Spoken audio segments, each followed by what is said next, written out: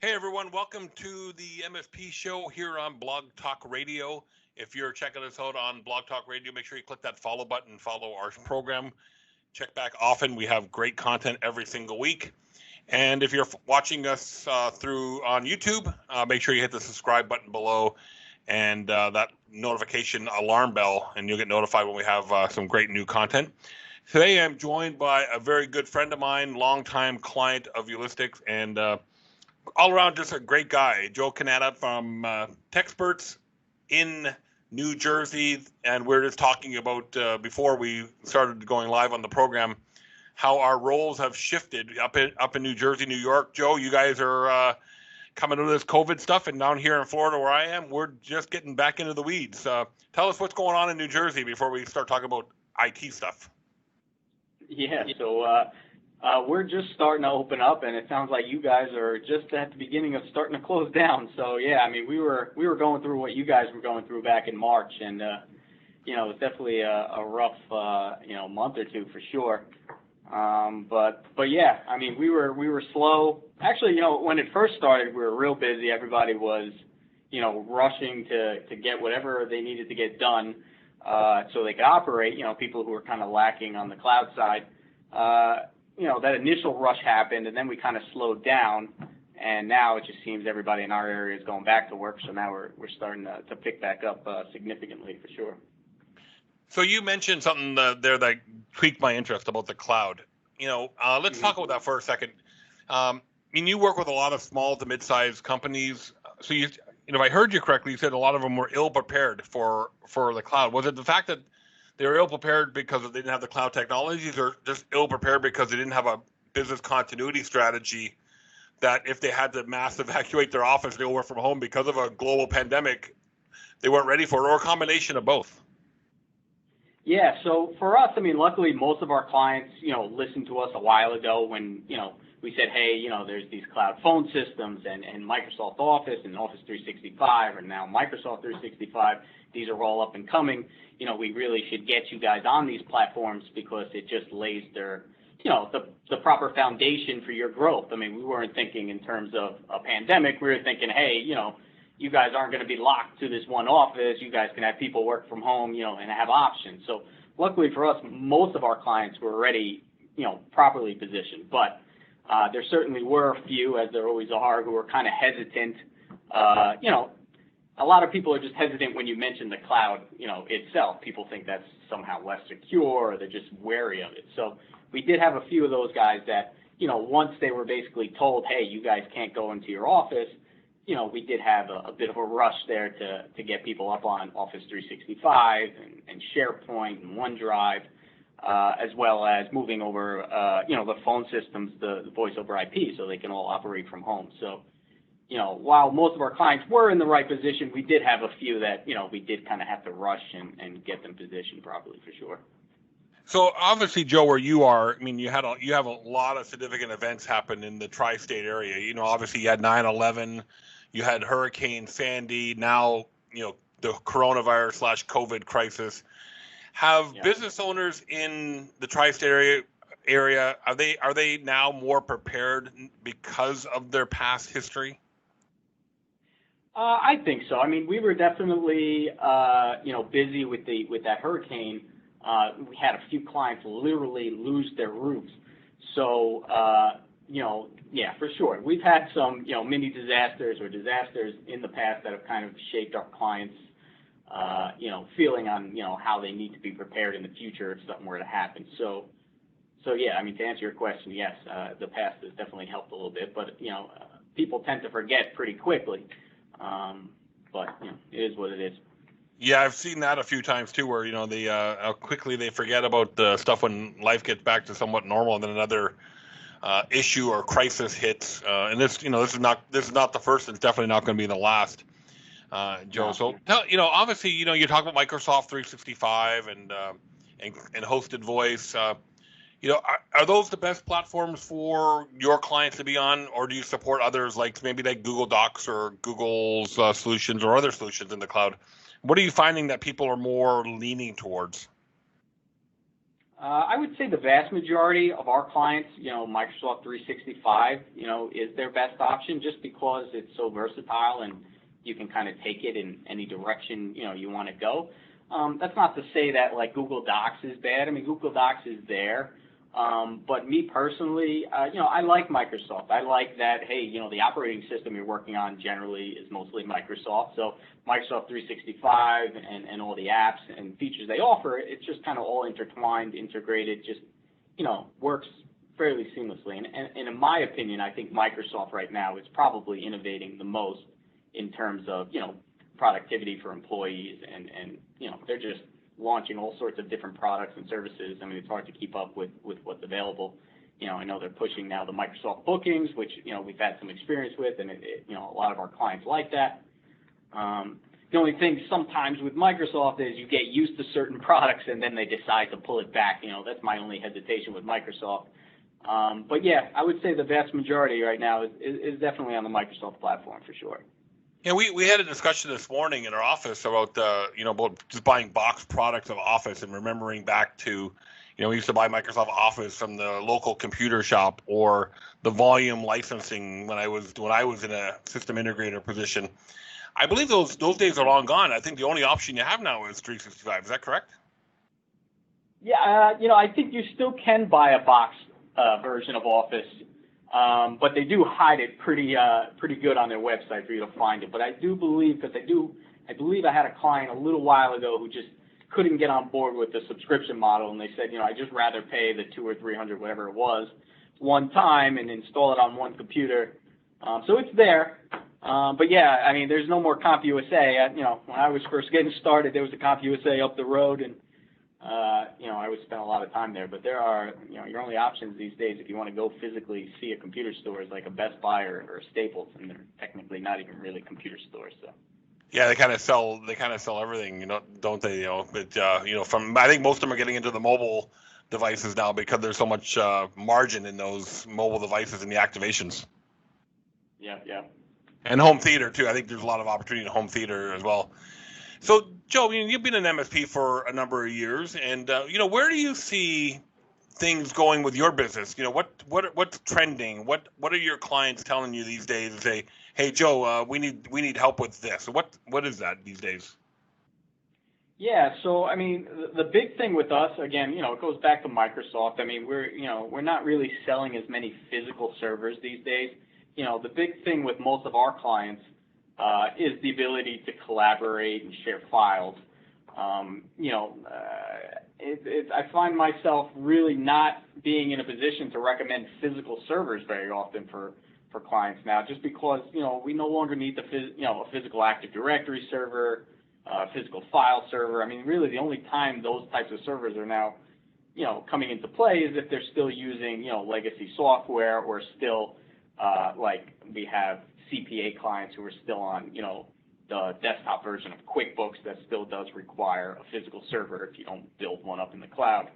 I would say, again, Microsoft is really where it's at these days. I mean, they just seem to be the solution for what most of our clients are asking for. So, I mean, that combined with, obviously, security, endpoint security, email security, security at the edge, that's kind of where we're at. It's a cloud world, to say the least. Yeah. So knowing that, I mean, I work with a number of MSPs that are really shifting their business model from being the server configuration with that desktop configuration person to really sitting down with their clients and helping them understand how to best leverage things like Microsoft bookings and all these other applications that are found in the Office or Microsoft 365 suite, things like Find Time and Lens and all these different applications that are there. Has that opened up new opportunities for you, Joe, to have a more of a consultative approach with businesses across the tri-state area that you work with? Yeah, I would say so. I mean, I just came across Lens a couple of months ago, and I was just like, yeah, this is pretty cool. So, I mean, it's hard to keep up with everything they're releasing. But, what I find with my clients is, my clients say, hey, Joe, this is what we're doing. We don't want to, rewrite the book. we just want technology that is kind of going to just move us along. We don't want to change everything on how we've been operating, but we do want to incorporate the latest technology to make sure, we're at least applying the best protection for our network, but also staying current and moving forward. But, I don't find myself coming in and having to sell on different products. My clients are coming to me saying, hey, Joe, our systems are super old, or hey, they're super slow. What can we do, to basically get us in a better position, to move forward? So, I don't like just showing up with a menu, just because that can overwhelm the clients. Most of the clients aren't even interested in everything they have to offer for Microsoft or these other companies. They just want to know what's going to work for them. So, when I do sit down with them, in a consultant role, which I do a lot, they'll just tell me, hey, this is what we do, this is what we need to do, and then, I'll just sit and think and figure out, what are the best solutions, that'll work for them. Nobody wants to overcomplicate their lives, and, most clients are just not interested in technology at all, but they just want to feel comfortable that they're doing the right thing, that somebody's guiding them in the right direction, and that they have decent security in place. So that's kind of my role and what I see the most. And you said the magic word there, guiding, which, for those that have been following my emails for the last few weeks, we are getting heavily into the story brand marketing approach, where that word guiding, Joe, is so imperative to what we do. I really think with that mindset of guiding and consulting and helping your clients navigate the world of all this cloud technology and security, that's going to reap huge rewards for you versus trying to, trying to fix stuff. I think, do you understand what I'm getting at with that? Yeah, absolutely. I mean, as an MSP, most of these people just don't understand, what we do, nor do we expect them to. Just like I don't understand what a CPA does. That is like, NASA, highest technology. I can't figure out what the heck they're doing. That's kind of how they look at us. So, there's a certain level of trust that they have to have in us, and that just doesn't come, you just can't say, hey, trust me. They have to feel that they can trust you. So, as you sit down and get to know these clients, you build the rapport, and, you don't really have to convince them. It just, I don't know what I'm trying to get at, but basically it's just, they have to trust you. I get it. They have to feel good. Yeah, that you're putting them, into the right direction. Yeah, and I think when you'll start seeing this over the next little while as we get more immersed in this story branding culture, is really positioning the client or the prospect or the person checking out your marketing materials as the hero and you're the guide. It's kind of looking at it's a classic movie kind of script where there's somebody in distress and you're coming in being the hero and, painting a picture of what life's going to be like when you rescue them from their troubles. And I think, I hate to use it in that way, Joe, but really that's what we do. We're kind of like tech superheroes. We're problem solvers, that's for sure. Problem solvers, exactly. So, Joe, knowing all the crap that we've been through this year, I wish I had a fast forward button on 2020 and maybe even 2021 and just fast forward to 2022. Where do you see, the world of IT going? Are we going to find more and more Microsoft 365 solutions? Are we going to be seeing more and more, threats to data sovereignty, data security because of things like ransomware and breaches and phishing? Let me answer the question. I'll dumb down the question this way: are things going to get a lot worse before they get better? Well, Office, Microsoft 365 is certainly going to continue to evolve. That's just the nature of the game. But, the biggest threat that we see these days and the biggest problems that we see are all these, mostly email-borne threats. That's the biggest problem. That's the biggest threat. Obviously, endpoint security is very important, but these days, really, these threats are coming through email. We've seen some really advanced stuff, even tricking the best of email security platforms, with basically the first layer of the email is a legitimate link to, like, a Microsoft OneNote site, and then within that legitimate site is a malicious link. So, these email-borne threats and these threats in general are just really evolving quicker than most of these security companies can kind of keep up with, in my opinion.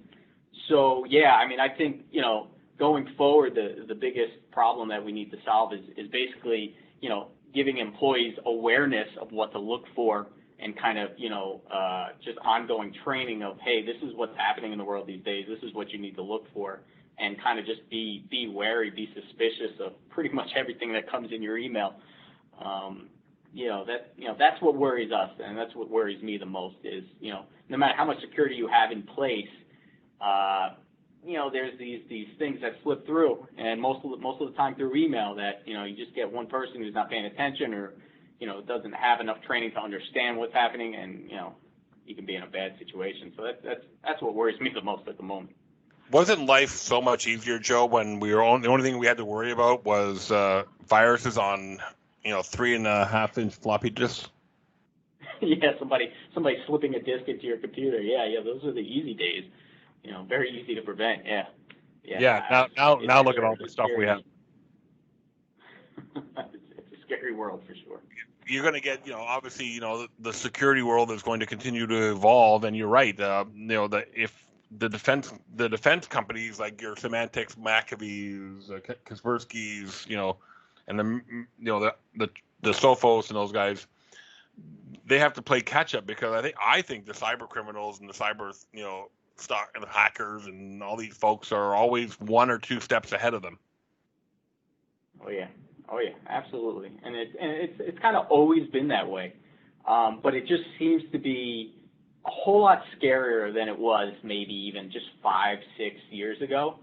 It just for a while there, I mean, the threats were always there, but we're really just seeing a lot of attempts in a lot of different places. And we have seen some penetration. So I mean, it's scary. I mean, I really think the best defense is a mixture of many defenses, or multiple layers. But one of the most important layers is the person sitting in front of the computer. I mean, they've got to know and be aware of the basics of what to look out for. Yeah, I wrote an article years ago, and probably if you Google search it, you probably can still find it. But addressing security as multiple layers of the onion, and you got to peel back each layer. And not one level of defense is adequate. You got to have multiple layers of defense. Yeah, that's exactly right. And somehow these things sometimes get through these layers. So it's a scary world. You hit it on the head there. It's a crazy world at the moment. Yeah, I was talking to my neighbor on the 4th of July, actually, because I remember it was the 4th of July. We were having a conversation. So he's an ex-U.S. Army sergeant, and he was in charge of guarding nuclear sites in Germany during the Cold War.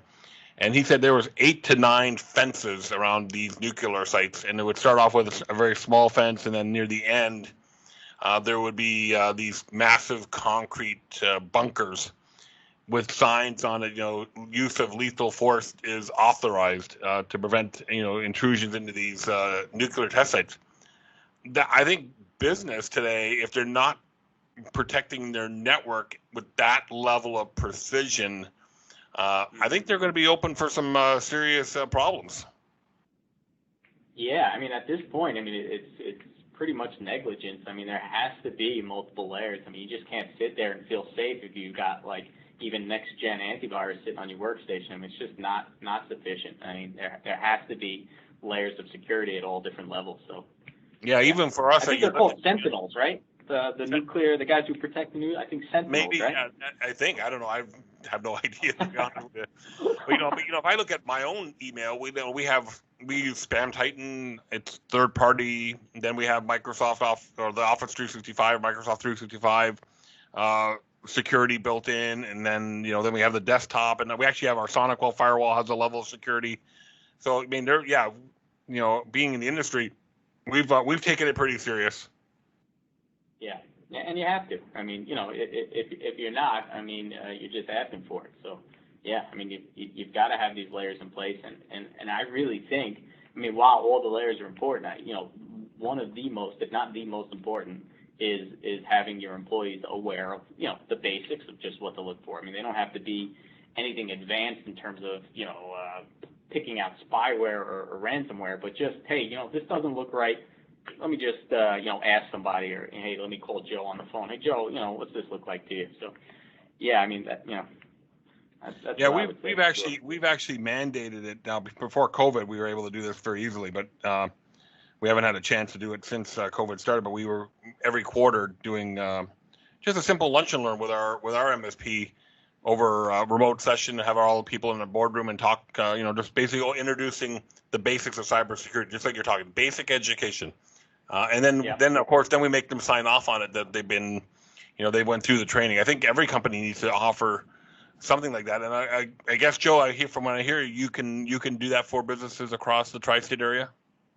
Oh, absolutely. Yeah, we stress the user training on all of our clients. I mean, our stack, whenever we come in new with a new client or any of our existing clients, it's immediately, the basic three, email security, endpoint security, and security at the firewall at the edge. So, those are those three minimum, levels that you need to have in order for us to be able to manage it. I mean, if you're saying no to any of those three basic levels, you're obviously not really taking, your internet, your network security, for your company that seriously. So it's pretty much a requirement for us. So, Joe, here's a question I ask most guests on our program. If you have to rewind the clock and see the younger Joe, the IT guy, what important lessons would you teach the younger self, knowing what you know now? Well, I remember when I started out, I was just like, why would I want to work for businesses? Everybody at home has a computer. I'm just going to do residential. So that was a mistake.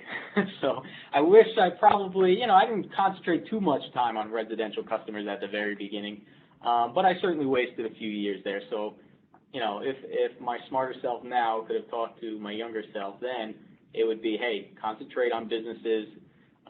Even in the MSP space, I wouldn't say I was late to the MSP space, but I certainly wasn't one of the first guys. So, yeah, I mean, you live and learn, but it is. I don't have any regrets. I feel, we've built a pretty decent company here. We've got great relationships with all our clients. Most of our clients are long-term clients. I have some clients, it's probably like 20-year clients at this point. Some of my very first clients that I've worked for, are still with us. That's great. Even some of the residentials. We don't take residential customers, but some of my very first customers that even when I started doing residential, they're still there, and I don't have the heart to let them go. So. Yeah, I don't know how much residential work you could do now because most computers and devices like that are just throwaway, really, unless you're just setting up the home networks now. Yeah, like I said, we don't really get involved in it, but I just there's just a couple of guys that have been with me since the very beginning, and we do shape a basic service agreement for these guys, just so it's really not getting in our way. It's very, very minimal amount. I don't even think it would register how many there are, but just the fact that we still have some of these originals, it's pretty good. It makes me feel good that that we're doing a good job. These people think we're doing a good enough job that they haven't thought in 10 to 20 years to look elsewhere. So that's good. So, Joe, the website is techspertsllc.com. Great looking website, by the way. I wonder who did it for you. But Joe, what else? What's the best way for folks who may stumble upon this podcast and want to give you a call? What's the best way for them to reach you? Yeah, so you can go to our website. There's plenty of ways to get in touch with us that way. You can call us. We're in New Jersey, 201-262-5066. I would probably say the website's the best way. You guys set it up pretty darn good. So it makes it very easy to get in touch with us. Joe, thanks again for coming on the MSP show this week. It's been an honor to serve you over the years, and I really appreciate the friendship that we have and everything that we could do to help you guys out. Any closing comments, Joe, before we sign off on the program this week? No, but I just, I'd like to say right back at you, Stuart. You guys have done great work from us from the very beginning. The results started coming in, quicker than we thought they would. So, a big thank you to you as well. We really do appreciate everything you guys do for us. Yeah, your website was great to optimize. I look at it as kind of a poster child now for other SEO campaigns because I can't believe how good it responded. So, Joe, thanks again for that and everything that you guys do. Folks, the Techsperts LLC website, go check it out if you have any questions about what Joe can do for your organization. And if you're MSP looking for marketing help, we can give us a shout as well. And make sure that you follow or like or subscribe to our MSP show either on Facebook, YouTube, any of your favorite social media channel or Blog Talk Radio. Feel free to check us out. Joe, thanks again for coming on the program this week. And make sure that you check back for future episodes of the MSP show. Thanks again. My name is Stuart Crawford, and we'll be with you again next week.